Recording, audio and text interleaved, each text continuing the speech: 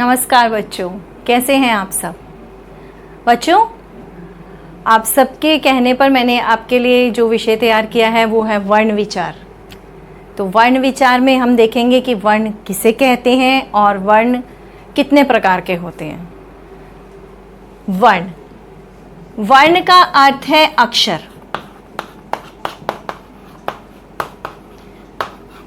Okay, इसको हम अक्षर भी कहते हैं।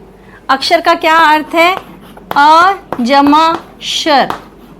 अ उपसर्ग है, अ का अर्थ होता है नहीं, और शर का मतलब होता है जो विनाश होने वाला हो, यानी जो नष्ट होने वाला हो, यानी जिसका विनाश नहीं हो उसे हम अक्षर कहते हैं। ठीक है, तो वर्ण क्या हो गया? वर्ण बच्चों वह छोटी से छोटी ध्वनि होती है जिसके हम और टुकड़े नहीं कर सकते। अब आपको मैं एक बात और बोलूँगी, जब संसार में शुरुआत में जब मानव जीवन शुरू हुआ था, उस समय में मनुष्य आपस में एक दूसरे से कैसे बात करता था? भाषा का प्रयोग नहीं होता था पहले, तो वो इशारों से अपनी बात करता था। फिर धीरे धीरे मनुष्य ने क्या किया, अपने बोलने के लिए जो वो ध्वनियाँ निकलती थी, जो उसके कंठ से ध्वनि निकलती थी, उन सभी ध्वनियों के लिए कुछ ना कुछ आवाज़ दे दी। अब आप देखते हैं जब आपका यातायात होता है, आप देखते हैं कार की आवाज़ को आप अलग से हॉर्न की बोलते हैं, कोई अगर कुछ अलग तरह की कुछ आवाज़ आ रही है, लाउड स्पीकर की आवाज़ को आप अलग तरह का नाम देते हैं। यानी हर ध्वनि के लिए कुछ ना कुछ हमने नाम दे दिए। चिड़ियों की चहचहाहट हो गई, पानी का कलरव हो गया, इस तरह से हमने हर चीज़ को नाम दे दिया। और जब मनुष्य ने भी अपनी भाषा का प्रयोग किया होगा शुरुआत, तो उस समय उसने क्या किया, उन्होंने अपनी हर शब्द के लिए, हर जो भी हम बात करते हैं उसके लिए, हर अक्षर के लिए एक एक चिन्ह नियुक्त कर दिया। मान लीजिए अगर आप किसी दूसरी भाषा, अगर आप अंग्रेज़ी भाषा में बोलें तो आप ABCD इस तरह से आप भाषा का प्रयोग, वर्णों का प्रयोग करते हैं। हिंदी में अगर उसके दिमाग में आया आम, तो उसके लिए एक अलग से ये दे दिया, इसको चिन्हित कर दिया। उसका एक अलग अलग जो उनके मन में ध्वनियाँ आती थी, उन ध्वनियों के लिए कुछ ना कुछ चिन्ह अंकित कर दिए, और वही चिन्ह फिर हमारी भाषा बनते चले गए। तो बच्चों, वर्ण क्या हुआ? वर्ण वह छोटी से छोटी ध्वनि है जिसके हम और अधिक टुकड़े नहीं कर सकते, जिनको बोलने के बाद आप उसको और अधिक नहीं तोड़ सकते। फॉर एग्जाम्पल मैं आपको एक उदाहरण देती हूँ। जब आप बोलते हैं, कोई सा भी एक शब्द ले लीजिए, आप बोलते हैं कमल। अगर हम इस कमल को और तोड़ें तो आप इसके कितने टुकड़े कर सकते हैं? क म ल। ठीक है, यानी क जमा म जमा ल, इससे कमल बना। क्या आप इसे और ज़्यादा तोड़ सकते हैं? बिल्कुल कर सकते हैं हम इसके टुकड़े। क, आपको क में अ जुड़ा हुआ है, क जमा अ जमा म जमा अ जमा ल जमा अ। ठीक है, अब देखिए बच्चों, मैं आपको ये किस प्रकार से बना ये भी बताऊंगी, और साथ ही में हम इसके साथ साथ हम करेंगे, सबसे पहले हम समझेंगे वर्ण कितने प्रकार के होते हैं, उसके बाद में आपको ये भी समझाऊंगी। बच्चों, वर्ण मुख्यतः दो प्रकार के होते हैं, स्वर तथा व्यंजन। स्वरों की संख्या 11 होती है और व्यंजनों की संख्या 33 होती है। स्वर हमारे कौन से होते हैं? स्वर वे होते हैं जो बिना किसी की सहायता से बोले जाते हैं, उनको हम, उन वर्णों को हम स्वर कहते हैं। जैसे कि अ, आ, ई, उ, री, ए, ओ, ये हमारे स्वर होते हैं।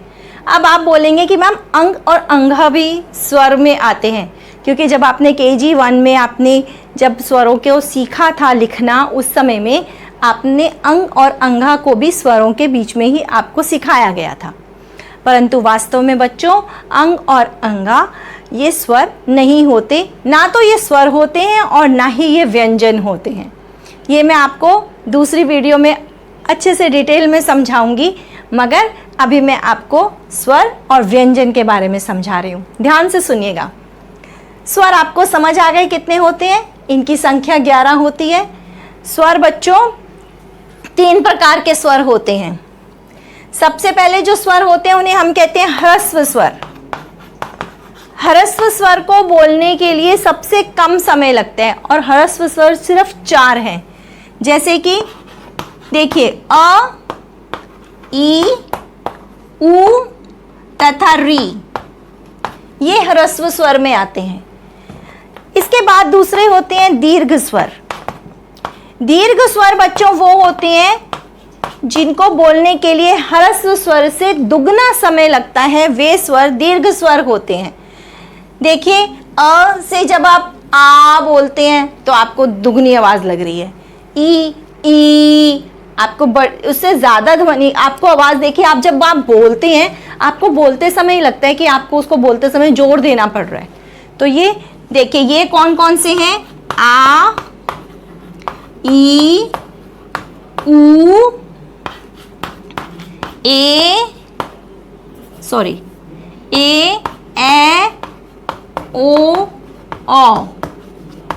अब देखिए ह्रस्व स्वर आपके कितने हो गए? 1 2 3 4, 4 हमारे ये हो गए। और दीर्घ स्वर हमारे कौन से हो गए? आ, ई, उ, ए, ओ। 1 2 3 4 5 6 7, ये हमारे 7 हो गए। तो 7 और 4 11, कुल हमारे कितने स्वर हो गए? 11 हमारे स्वर हो गए। मैंने आपको बताया जैसे कि स्वर 3 तरह के होते हैं, ह्रस्व स्वर, दीर्घ स्वर और तीसरे वाला है प्लुत स्वर। बच्चों जो ये प्लुत स्वर होता है इसको बोलने में इसको ह्रस्व स्वर से 3 गुना ज्यादा समय लगता है। ठीक है, जैसे कि ये बहुत ही कम है और ये बहुत, आप देखिए जैसे हम बोलते हैं ओम, ध्वनि आपकी तेज जाती है, लंबी जाती है ना। राम, इसमें देखिए ये जो है ना आदि, ये जो है आप देखिए यहाँ पर ये जो बीच वाला जो हमने ये दिया है, मैंने ये लिया है शब्द, ये आपके अंग्रेजी के एस से मिलता जुलता है, एस जैसा ही लग रहा है। ये इसी का चिन्ह है। ये जब किसी शब्द के बीच में ये आ जाता है तो उसका अर्थ सीधा सीधा आप ये लगाइए कि वो प्लुत स्वर है। आपको ये प्लुत स्वर आपकी किताबों में बहुत कम देखने को मिलेंगे। आजकल इनका प्रयोग भी बिल्कुल ना के बराबर ही होता है, तो मगर आपको इसकी जानकारी होनी चाहिए।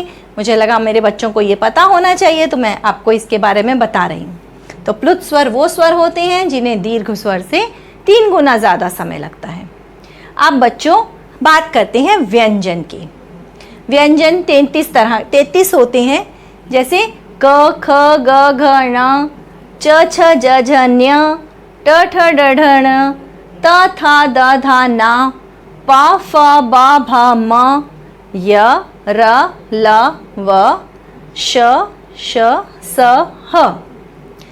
बच्चों कश त्र ज्ञ भी और श्र भी व्यंजन में आते हैं, मगर वो संयुक्त व्यंजन है, वो अलग से होते हैं, वो व्यंजन में नहीं आते। व्यंजन 33 ही माने जाते हैं, संयुक्त व्यंजन अलग से होते हैं।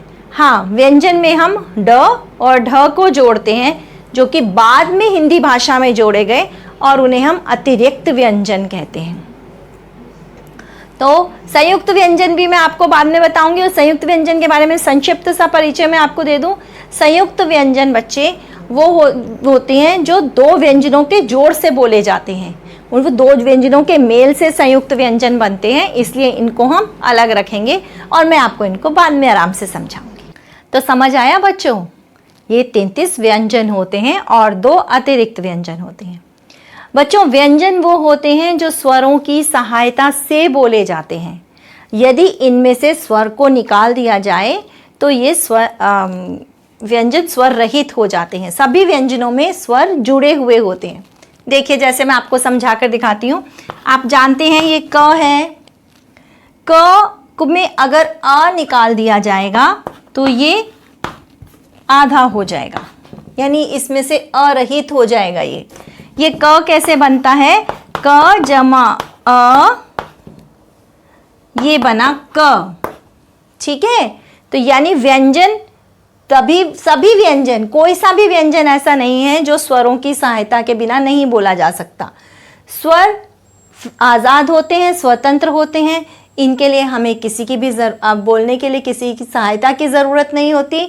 जबकि व्यंजन जो होते हैं, व्यंजन हमेशा स्वरों की सहायता के साथ ही बोले जाते हैं। समझ आया? अब इसी प्रकार से देखिए, स जमा अ, ये बना स, ठीक है। म जमा अ, ये बना म। अब देखिए, सभी व्यंजन, जितने भी व्यंजन है, सब में क्या जुड़ा हुआ है? ये अ जुड़ा हुआ आपको नजर आएगा। सब में आपको ये अ जुड़ा हुआ मिलेगा। यानी जितने भी हमारे 33 के 33 व्यंजन हैं, सब में अ जुड़ा हुआ है। अगर हम इसमें से अ को निकाल देते हैं तो फिर ये अरहित हो जाते हैं, यानी ये आधे हो जाते हैं। जब आप इनको इस रूप में लिखते हैं ना, क, स, म, जब आप इनको इस रूप में लिखते हैं तो बच्चों इसमें अ नहीं होता। इसीलिए हम इनको बोलते समय भी क जब आप बोल करके देखिए, जब आप क बोल रहे हैं तो आपको उसमें अ की ध्वनि साथ में आती है। पर जब आप बोलते हैं पक्का, तो क जो आपका बीच का आधा क आ रहा है, क, उसमें आपको अ की आवाज नहीं आ रही। पर जब आप बोल रहे हैं क, आपको अ की ध्वनि साफ सुनाई देती है। तो ये जो ध्वनि है यही वर्ण होती है। और अक्षर जो होते हैं इनको हम वर्ण भी कहते हैं। और जो ये अक्षर होते हैं इनका मतलब होता है जिनके हम और टुकड़े नहीं कर सकते। जो व्यंजन है उनमें अ जुड़ा हुआ होता है। समझ आ गया आपको इतना? चलिए अब मैं आपको बताती हूँ स्वरों के बारे में दोबारा से थोड़ा सा व्यंजन के साथ, और ये किस किस प्रकार से जुड़ते हैं। बच्चों, हर स्वर की कुछ ना कुछ मात्रा होती है। देखिए मैं आपको ये भी दिखाती हूँ।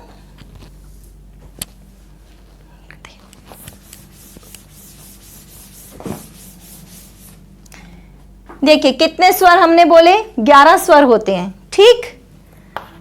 अ, आ, ई, उ, री,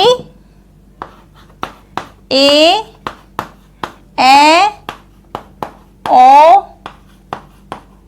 ओ। सही। देखो बच्चे, इसकी कोई भी मात्रा नहीं होती, अ की कोई मात्रा नहीं होती और अ सभी व्यंजनों में जुड़ा हुआ होता है। मगर जो बाकी के जितने भी स्वर हैं आप अच्छे से जानते हैं, इन सब की मात्रा होती है। आ की मात्रा को हम ऐसे लिखते हैं, जब ये क में जुड़ेगी तो ये बन जाएगा का। ई की मात्रा हम इस प्रकार से लिखते हैं, इसको अगर हम क में जोड़ें तो बन गया की। इसी प्रकार से बड़ी ई की मात्रा को जब हम क में जोड़ते हैं तो बन गया की। ऊ की मात्रा को अगर हम क में जोड़ते हैं तो बन गया कू। बड़े ऊ को जोड़ते हैं क में तो बन गया कू। री की बच्चों मात्रा, आप हमेशा री की मात्रा हम ऐसे करके डालते हैं। जैसे आप लिखते हैं गृही, क्री, ये क में इसको हम लगाएंगे तो ये ऐसे लगेगा। कृषक, कृपण, ये क में री की मात्रा। ए की मात्रा हम ऐसे लिखते हैं के। क में ए की मात्रा कै। ओ की मात्रा को। औ की मात्रा कौ। इसी प्रकार के से जितने भी व्यंजन हैं हमारे, जब हम सभी व्यंजनों के साथ जब हम इन मात्राओं को बदलते हैं तो व्यंजनों का रूप बदल जाता है। व्यंजन अगर आप ख में लगाएंगे तो खी हो जाएगा, ग में लगाएंगे गी हो जाएगा, ट में लगाएंगे टी हो जाएगा। यानी ये सभी मात्राएं जो है जब व्यंजनों के साथ लगती हैं। चलिए आगे। बच्चों, आपको मैंने वर्ण विच्छेद कराना है, मगर उससे पहले आपको इन सब चीज़ों का ज्ञान होना बहुत ज़रूरी है। यानी आपको स्वर व्यंजन पता होने चाहिए, आपको र का विभिन्न प्रयोग पता होने चाहिए, संयुक्त व्यंजन पता होने चाहिए, और इन व्यंजनों को आप किस प्रकार से, यदि आपको इनकी जानकारी होगी तभी आप इनका वर्ण विच्छेद आसानी से कर पाएंगे। तो मुझे लगा ये एक और छोटा सा टॉपिक है, मैं इसको आपको और थोड़ा सा क्लियर कर दूं तो ये आपको अगर अच्छे से समझ आ जाएगा तो आप वर्ण विच्छेद करने में आपको बच्चों बहुत आसानी रहेगी। तो प्लीज इस पर थोड़ा सा और ध्यान दो। देखो मैंने आपको बताया ये आपके व्यंजन है, जो हमारे ये व्यंजन है क से लेकर म तक, इन्हें स्पर्श व्यंजन कहते हैं। स्पर्श व्यंजन आपको ये याद भी होंगे, और हो सकता है, मुझे लगता है कि यहाँ भूल ना गए हो। इसको याद करने का एक अच्छा तरीका मैं आपको बताती हूँ। कचट तप, कचट तप आप याद कर लीजिए।